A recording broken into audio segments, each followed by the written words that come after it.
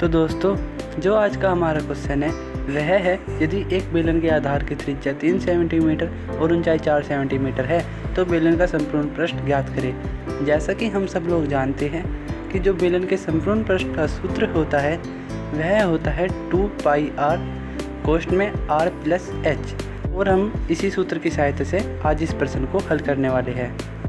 परंतु यदि आपने अभी तक हमारे चैनल को सब्सक्राइब नहीं किया है तो प्लीज़ सब्सक्राइब कर लीजिए, क्योंकि यह है दुनिया का एकमात्र ऐसा चैनल जो आपको एनिमेशन स्टडी दिखाता है। तो आइए बढ़ते हैं इसके हल की ओर।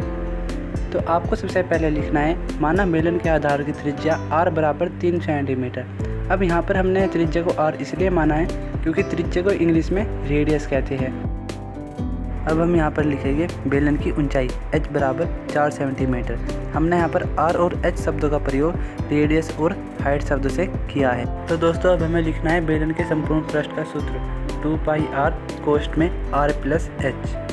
अब हमारे सूत्र में जिन जिन चीज़ों की आवश्यकता पड़ेगी हमें उन चीज़ों के मान अपनी अगली लाइन में लिखने हैं। मान रखने के बाद हमारे पास आता है 2 × 22/7 × 3 कोष्ठ में 3 + 4। अब कुछ लोग मुझसे कहेंगे कि सर आपने पाई को 22/7 क्यों माना, जबकि पाई को 3.14 भी कहा जाता है और यह उसका मान भी होता है। तो दोस्तों, यदि आपको कभी भी कोई प्रश्न करने के लिए दिया जाता है तो उसमें साफ साफ लिखा रहता है कि पाई का मान आपको क्या रखना है, 22/7 रखना है या 3.14 रखना है। यदि प्रश्न में ये नहीं लिखा कि पाई का मान 3.14 लिखना है तो आपको वहाँ पर हमेशा 22/7 ही लिखना है, या यदि उसमें कुछ भी नहीं लिखा है तो पाई के बारे में।